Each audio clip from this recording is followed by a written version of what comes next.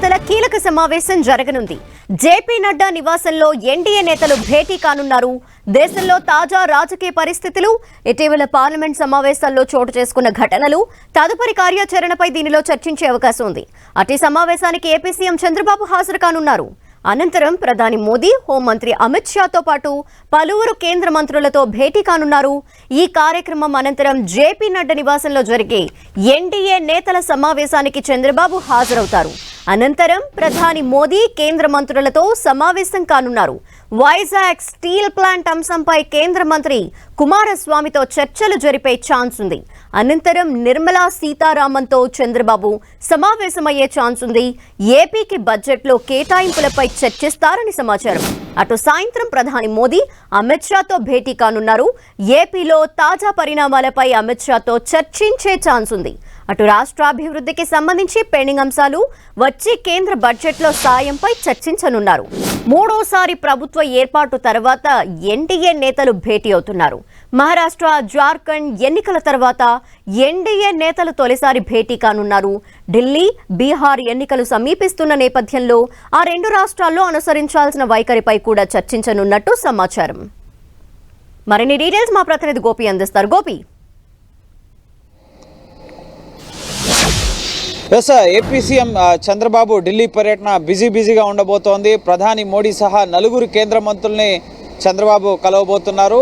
ప్రధానంగా ప్రస్తుతం ఈరోజు మాజీ ప్రధాని అటల్ బిహారీ వాజ్పేయి శత జయంతి, 100వ జయంతి. సో ఈ సందర్భంగా విజయ్ ఘాట్ సమీపంలోని సదైవ్ అటల్ వద్ద ఆయన స్మృతికి నేతలు నివాళులర్పించబోతున్నారు. అందులో భాగంగా ప్రస్తుతం చంద్రబాబు అటల్ స్మృతి వద్దకు వెళ్లడం జరిగింది. ప్రధాని మోడీ అలాగే కేంద్ర మంత్రులు, ఎన్డీఏ నేతలంతా కూడా అటల్ బిహారీ వాజ్పేయి శత జయంతి సందర్భంగా వేడుకల్లో పాల్గొంటూ ఆయన స్మృతికి నివాళులర్పించబోతున్నారు. అలాగే మధ్యాహ్నం 12:30 నుంచి కూడా చంద్రబాబు షెడ్యూల్ అనేది ఉంది. 12:30కి జేపీ నడ్డా నివాసంలో, బీజేపీ జాతీయ అధ్యక్షుడు జేపీ నడ్డా నివాసంలో జరిగే ఎన్డీఏ నేతల సమావేశంలో చంద్రబాబు పాల్గొనడం జరుగుతుంది. దేశంలో రాజకీయ పరిస్థితులు, అలాగే ఇటీవల పార్లమెంట్ సమావేశంలో చోటు చేసుకున్న ఘటనలు, అమిత్ షా, అంబేద్కర్ వ్యాఖ్యలు, వీటన్నింటికి సంబంధించిన అంశాలపైన కూడా చర్చించబోతున్నారు. బడ్జెట్ సమావేశాలు రాబోతున్నాయి కాబట్టి సో బడ్జెట్లో ఎన్డీఏ పాలిత రాష్ట్రాలకి ప్రాధాన్యత కల్పించడం, నిధులు కేటాయించడంతో పాటుగా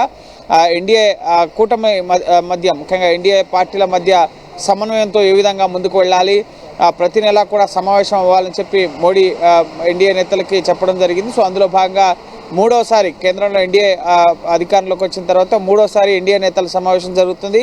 మొదటి సమావేశంలో ఢిల్లీలో ప్రధాని మోడీ నాయకత్వాన్ని బలపరుస్తూ ఢిల్లీలో జరగడం జరిగింది. ఆ తర్వాత హర్యానా అసెంబ్లీ ఎన్నికల తర్వాత చండీగఢ్లో రెండవ సమావేశం జరిగింది. ఇప్పుడు మూడవ సమావేశం మహారాష్ట్ర, జార్ఖండ్ ఎన్నికల ఫలితాల తర్వాత, అలాగే పార్లమెంట్ శీతాకాల సమావేశాలు ముగిసిన తర్వాత ఈ సమావేశాల్లో వక్ఫ్ సవరణ బిల్లుకు సంబంధించిన జేపీసీ టైం బౌండ్ ఎక్స్టెండ్ చేయడం జరిగింది. అలాగే జమిలీ ఎన్నికల బిల్లును ప్రవేశపెట్టడం జరిగింది. కాబట్టి సో నెక్స్ట్ ఎన్డీఏ పార్టీలు ఏ విధంగా వ్యవహరించాలి, విపక్షాలు ఎన్డీఏ ప్రభుత్వంపై చేస్తున్న విమర్శలను ఏ విధంగా ధీటుగా తిప్పికొట్టాలి, ఆయా రాష్ట్రాల్లో విపక్షాలు చేస్తున్న నిరసనలకు ఏ విధంగా సమాధానం ఇవ్వాలి అన్న అంశాలపైన ఇటు ఎన్డీఏ పక్ష నేతలకి బీజేపీ నాయకత్వం దిశానిర్దేశం చేసే అవకాశం ఉంది.